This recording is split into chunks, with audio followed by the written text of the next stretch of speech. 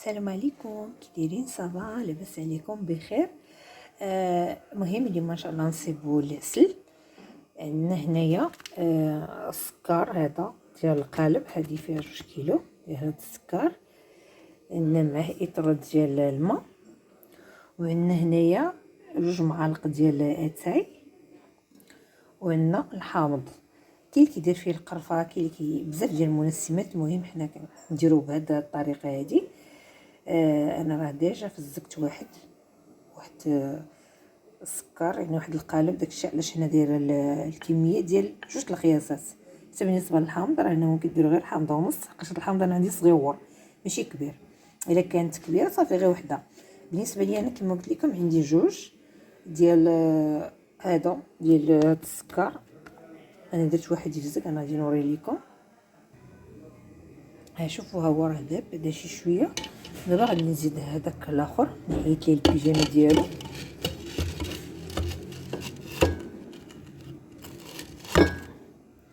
وغادي نزيدو عليه حتى هو يطرد الماء، يعني كل واحد بإطراد الماء. نخوي عليه بسم الله، وغادي نخليهم حتى يذوبوا ان شاء الله. هذا باش غادي نزيد عليهم اتاي والحامض.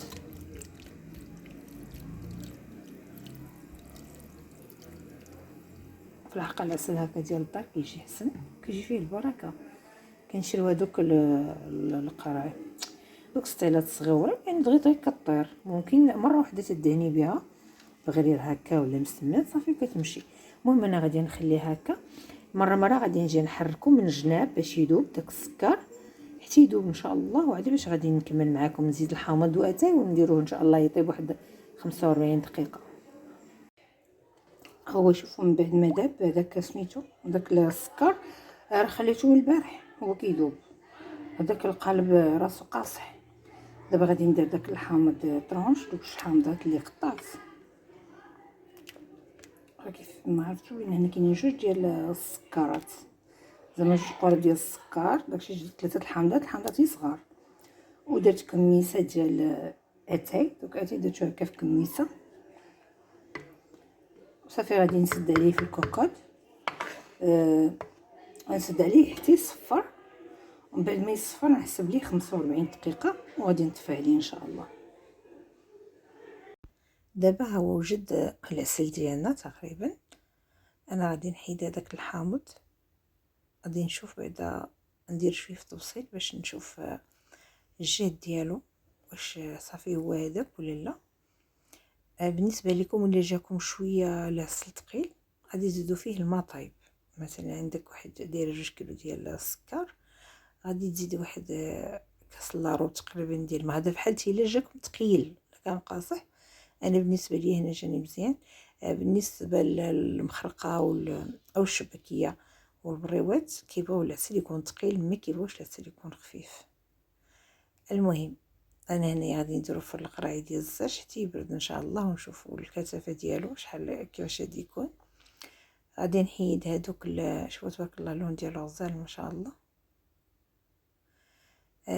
دابا غادي نحيد هذوك الطريفات ديال الحامض وديك الكميميسه. من الاحسن تحيدوهم ملي كيكون العسل باقي سخون باش ما يهزوش ليكم العسل بزاف، لان الا بردو كيهزو بزاف ديال العسل.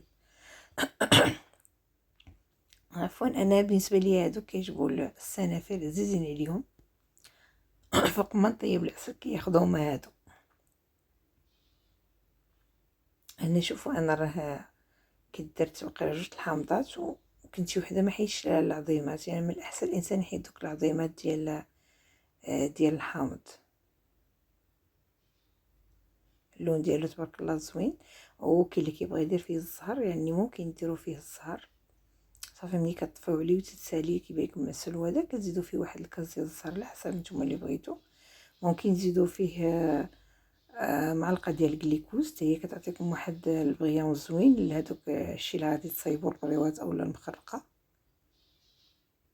هادشي بحال كتهز هاد الكميميسه. وكما قلت لكم بالنسبه اللي بغاه ابيض ما يديرش اتاي، اللي بغى اللون ديالو يكون مفتوح ما يديرش اتاي، يدير غير الحامض صافي حتى هو كيجي لونه زوين. ولكن انا كيعجبني هكا، كيعطيني لون زوين للبريوات والمخرقه ديالنا او الشباكيه. تبارك الله ما شاء الله. دابا انا غادي نكمل معكم الباقي ان شاء الله. وهو العسل ديالنا داير موجد، شوفوا تبارك الله ما شاء الله. ما عرفتش انا واش قلتها لكم قبيلات ولا لا. بالنسبه اللي جاه العسل ثقيل يزيد فيه الماء طايب. يعني مثلا انا فتي في القياس في الطيب ديالو داكشي، غتشبري الماء طايب طيبيه مزيان بحال غتصبي اتاي وتخويفيه وكتبقاي تجربي تجيك حتى تعطيك يعني القياس المطلوب. انا بالنسبه لي هكا جا مزيان، وحتى اللون ديالو تبارك الله زوين ما شاء الله. انا هذا كنصايب به كلشي، كنصايب به يعني البريوات. بالنسبه للمخرقه دابا ما شاء الله رمضان ان شاء الله على الابواب، اكيد الناس غادي يبغيو يصيبوا المخرقه، كيصيبوا بريوات بزاف ديال المعسلات، زائد انني كندهن به حتى البغرير والمسمان والخنفره الى اخره. بالنسبه لداك الكميه يعني اللي عطاني كميه مزيانه ما شاء الله. هادي وهادي راه قرعه، ما عرفتش شحال كتهز بصراحه، انا هادشي ما عرفتش العبار ديالو. وهادي كبار على هذيك الاولانيه، هادي اللي هرست لها الغطا ديالها، وجوج قرعات ديال الكونفيتور، وديك ستيلا النص ديالها. يعني ما شاء الله كميه مزيانه. وهادو كيبغيوهم السنافير كيعجبوهم، خليتهم ليهم. نتمنى ان شاء الله العسل ديالي يعجبكم وتشربوه وتقولوا لي كيفاش جاكم. ومرحبا بالجميع في القناه ديال شهوات نجوطه، والى فيديو قادم ان شاء الله، والى اللقاء.